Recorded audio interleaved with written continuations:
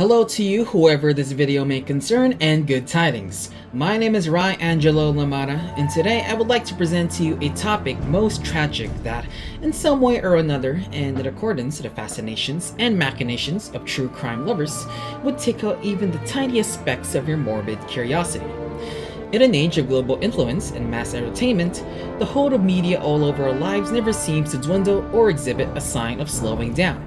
As the global population rapidly increases, so too the advancement of media technology and the speed of which content to be brought about and circulated everywhere for the whole world to see, no matter the distance.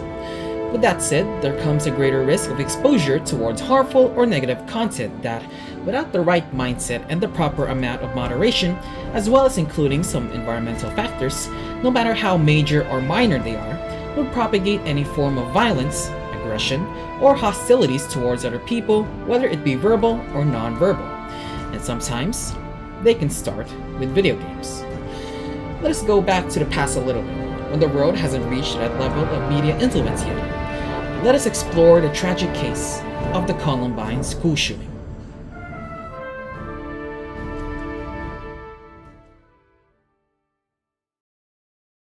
The Columbine school shooting was not the first nor the last of the many school shooting cases to occur in the US alone, but it is considered as one of the most notorious ones.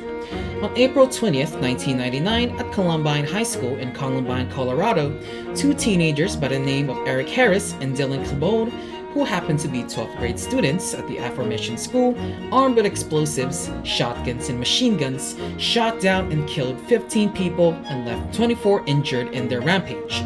Both of them included in the statistics as they were reported to have committed suicide after the violence had ended. Prior to the massacre, the two perpetrators were said to have been enthusiasts of the 1993 first-person shooter video game Doom, which featured heavy amounts of gun violence and gore.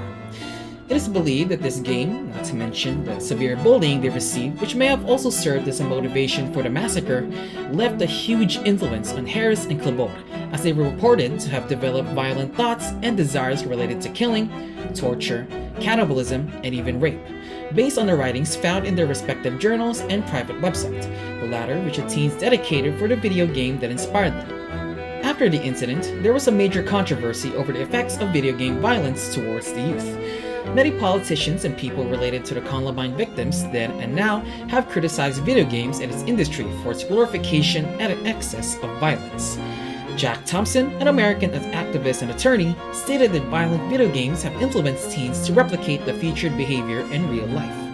Although lawsuits were filed against the manufacturers of these video games, they were mostly unsuccessful, and many studies today have debunked the correlation between violent behavior and video games. However, the incident has left a lasting impact on most American families and possibly parents around the world as well. It has become a prime goal for parents to instruct their child not to be overly immersed in the violence they often see. In some extreme cases, these parents would also ban their children to play any video games at all or severely limit their access to this type of media. Unfortunately, despite efforts made to avoid these senseless tragedies, there are still numerous modern cases of school shootings and other related incidents that have ties to violent video games. As a teenager myself, there are times where I get really invested in what I see in media. I fantasize, I get inspired, I start to feel emotions of varying degrees and act them out, many of which can be considered morbid and disgusting that I don't even want to think or talk about it. Indeed, it is a moral duty for teenagers to be easily swayed by the effects of media and to distinguish reality from fiction. If I were to act on these influences every so often, then I doubt I'd be in this school in the first place. That is all I have for you. Once again, my name is Rai Lemana. Thank you for watching.